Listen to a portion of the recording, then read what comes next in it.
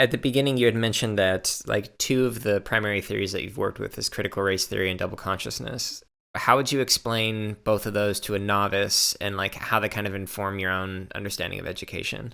That's a good question. And I think it's totally fair and it should be asked all the time. Because I think some of us, some scholars and academics, assume that everybody is going to know what we're talking about. Critical race theory is basically a tool, a theoretical framework, if you will.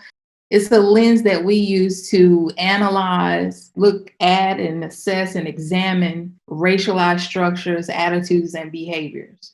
So actually, critical race theory, it began to emerge through critical legal studies in the 1970s. And it also served as a response to the incremental approaches of the civil rights movement. Because a lot of people were saying, the civil rights movement, even though that was progress, it was very slow. And through critical legal studies, it was this guy by the name of Derek Bell, who's no longer with us. He's considered to be the father of critical race theory.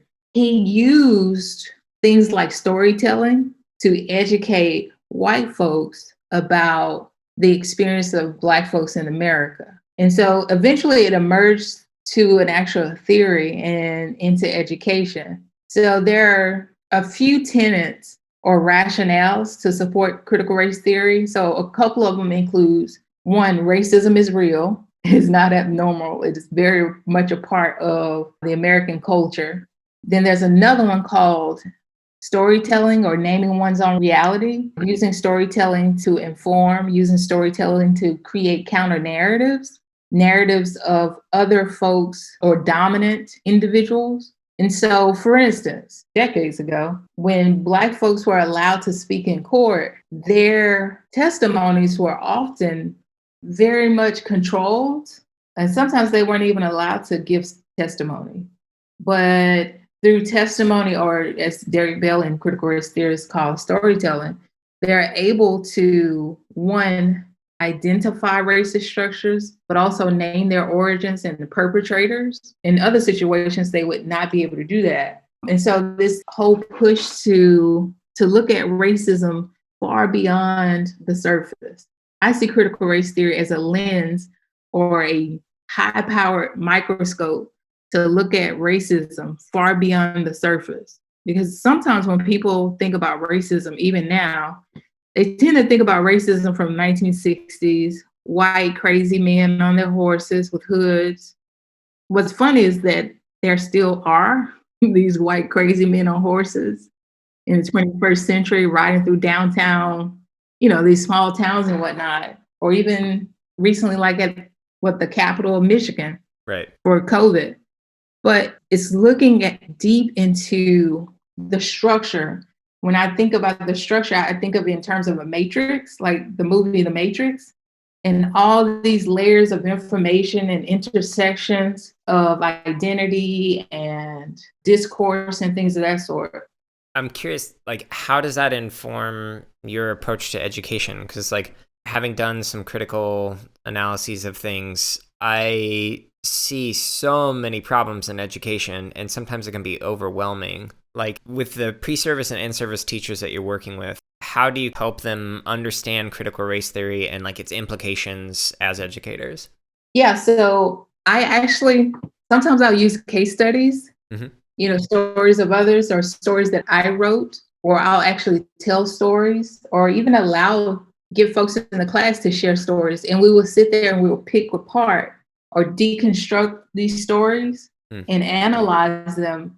And like I said, with my explanation of critical race theory, use these rationales or aspects of critical race theory to look very deeply and intently at each incident, and one, naming its origins, locating perpetrators, but also coming back and saying, well, how can you, as a music educator, future teacher, how can you become adept to being able to identify these things long before they become an incident, or to identify attitudes? How can you situate your own space in terms of every student being able to feel empowered, whether that has to do with how you decorate your classroom?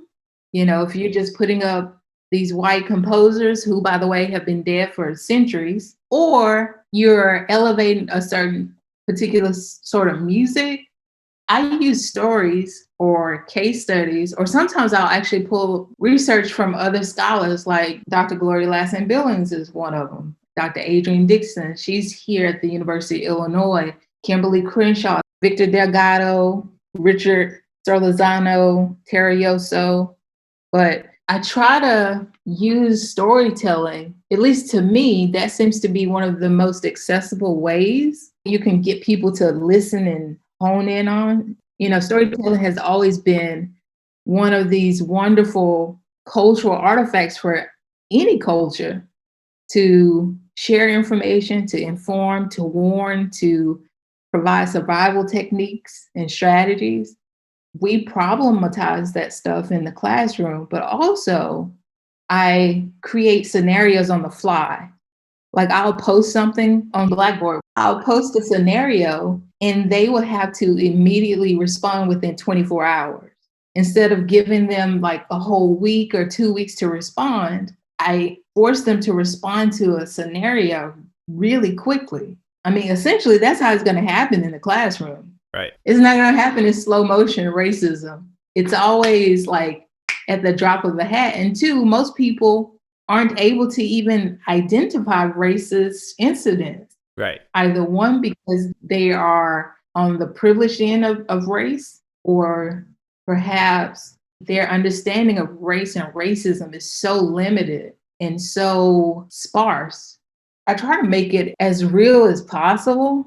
That in itself is a challenge because, too, we have a lot of white students here who are uncomfortable with just the word white, let alone engaging in conversations about race. And so that's actually been one of my most challenging experiences as a teacher educator in this work, is helping or encouraging white students to get outside of their box. Majority of students we get here are from the Chicago suburbs. In terms of like Black students, for instance, 3.2% of our students here at the School of Music are Black. It's very small.